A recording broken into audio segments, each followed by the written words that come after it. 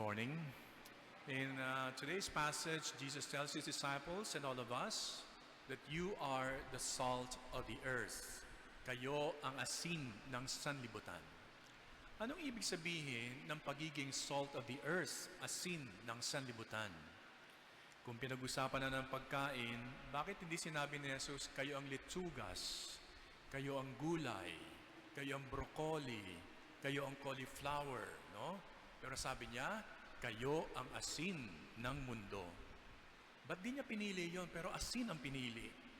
Paano ang maging asin ng mundo kung ikaw ay tinuturing na disipulo ni Jesus? Yung mga broccoli at mga cauliflower at litsugas, pag ikay kumakain, kitang-kita mo yan. No? Pero ang asin, ito yung funny problem ng asin. Once the salt is doing its job, you don't see it anymore. Kapag talagang naging faithful ang asin sa kanyang trabaho, ang kanyang trabaho ay yung hindi siya makita. Hindi ho ba? Pag kumakain ka naman at nasarap man ka sa kinakain mo, hindi mo naman sasabihin, ang sarap ng asin. Sasabihin mo, ang sarap ng fried chicken. Ang sarap ng lechong kawali. Ay, paborito ko lechong kawali. Paborito ko rin ng liempo. Ang sarap ng liempo. No? Ang sarap ng gulay. No? Ang sarap ng crispy pata, hindi mo sinasabing ang sarap ng asin. Yung ulam na gusto mo, sigurado may asin yan. Pero hindi mo napapansin yung asin, hindi ho ba? Unless yung pagkain super alat, then mapapansin mo yung asin. Pero pag napansin mo yung asin sa pagkain na yon, hindi maganda ang trabaho ng asin. Hindi siya dapat lumitaw ng ganyan. No? Hindi siya dapat lumitaw na ganyan. Kapag ginampanan niya ang trabaho niya, naglalaho siya.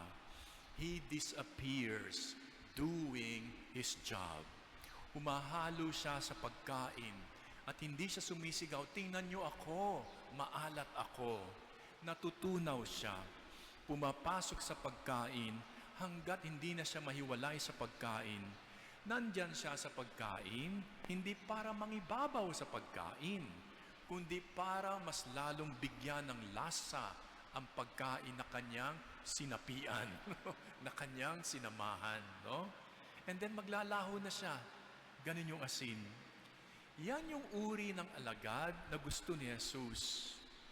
Ibig sabihin, ang pagiging Kristiyano ay hindi paghiwalay sa buhay ng tao, kundi ito ay pagpasok, paghalo sa buhay ng tao, hindi para mangibabaw sa iba, hindi para umepal sa buhay ng may buhay, kundi para mas maging masaya, para mas maging makabuluhan, o para maging mas masarap ang buhay ng ibang tao na iyong pinasukan.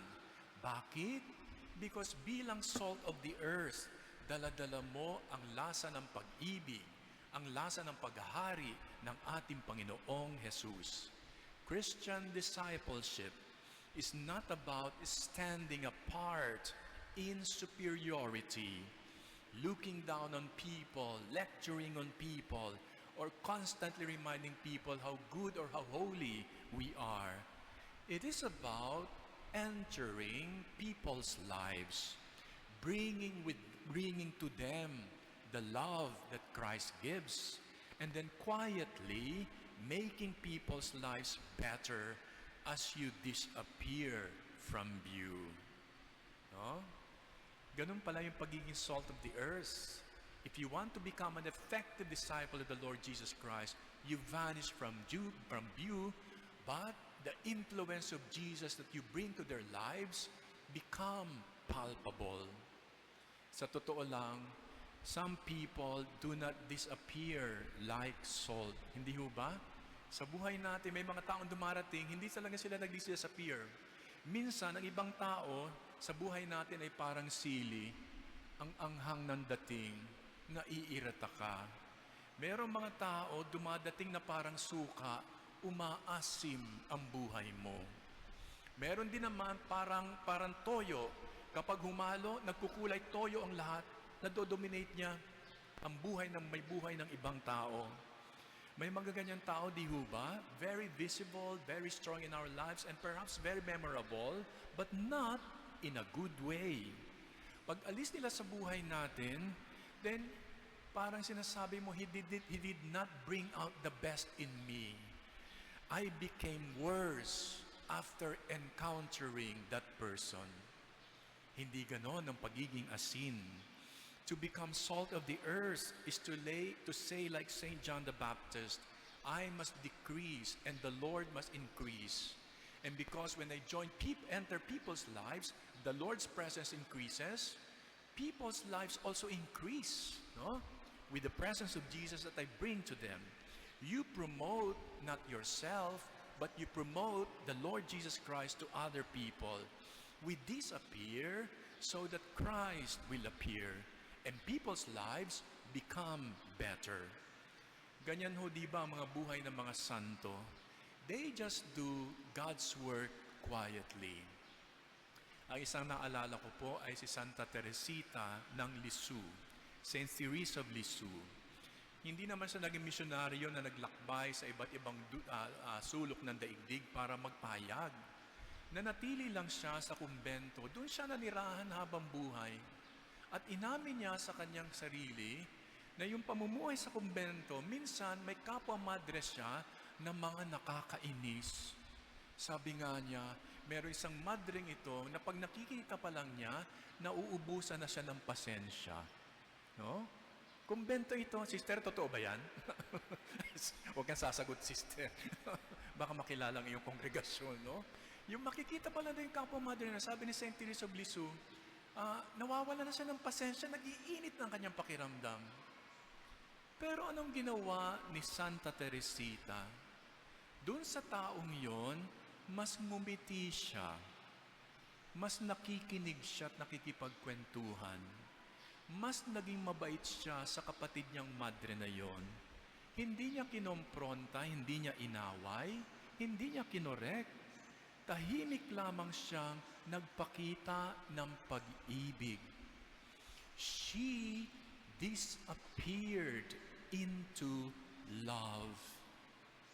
And then years later, itong madreng kinamumuhian niya na naiinis siya, sabi ng madreng yon, I always felt that Sister Therese loved me very much.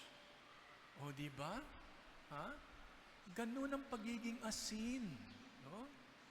Hindi ka nangingibabaw sa buhay ng mabuhay. Pero ang pinapangibabaw mo, yung pag-ibig ni Jesus na daladala mo at ikaw ay naglalaho. Pero si Jesus uma-appear sa iyong paglaho. Or isang example pa, si Saint Charles de Foucauld. Siya ay namuhay na misyonaryo sa Africa, sa Sahara, kasama ng mga Muslim.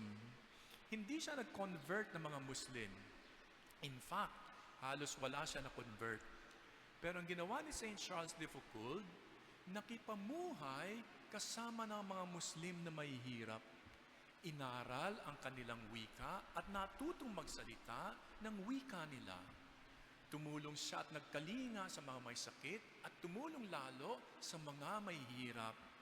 Alam niyo ho, nung mamatay si Saint Charles de Foucauld, sabi ng mga Muslim na nakasalamuhan niya, if this is what a Christian is, then Christianity must be good. Kung ganito ang pagiging Kristiyano, sabi ng mga Muslim sa kanyang namatay siya, then malamang maganda ang Kristyanismo.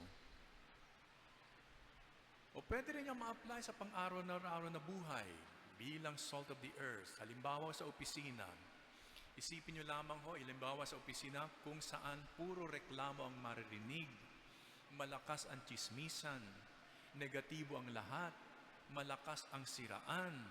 Tapos, merong isang taong hindi sumasali sa ganong kalakaran, hindi naninira. Yung taong yun, tahimik lang, hindi nangangaral, hindi magbubukas ng mga Bible verses para magkondena ng mga taong mga marites sa opisina, hindi naninira ng kapwa. Hindi dumadagdag sa tsismis, nakikinig lang, nakikisama, at nananatiling mabait. Unti-unti, mag-iiba ang usapan. Unti-unti, mas magiging maingat ang mga tao sa kanilang mga pananalita. That person do not set himself apart from them. He blended in and changed the flavor of the relationship. Hindi siya humiwalay. Humalo siya sa mga taong marites at pinakita niya kung paano ang pagiging totoong tao, totoong salt of the earth, at makakapagbabago siya ng lasa ng ugnayan sa opisina. So, become the salt of the earth. Blend with people's lives. Bring the love of Jesus and quietly transform it into a flavorful life. At ito nga ang kabalintunaan ng Ebanghelyo. Habang tayo'y naglalaho, mas lumilitaw dapat si Kristo. Maaring hindi maalala ng mga taong ating ginagawa, ang ating mga salita at ang ating sakripisyo. Pero kung sa pakikisalamuha mo, ang kanilang buhay ay naging mas masaya, mas mabuti at mas makabuluhan, tiyak, maaalala ka ng mga tao. Doon mo malalaman na gumana ka bilang asin ng sanlibutan. So the prayer today is simple and challenging. Lord, do not make me impressive. Do not make me the star. Do not make me loud. Make me willing to disappear into love. Because in the end, the goal of salt is not to be seen, but to make the whole world taste a little better and more like the kingdom of God. Amen? Palakpakan natin ang Panginoon.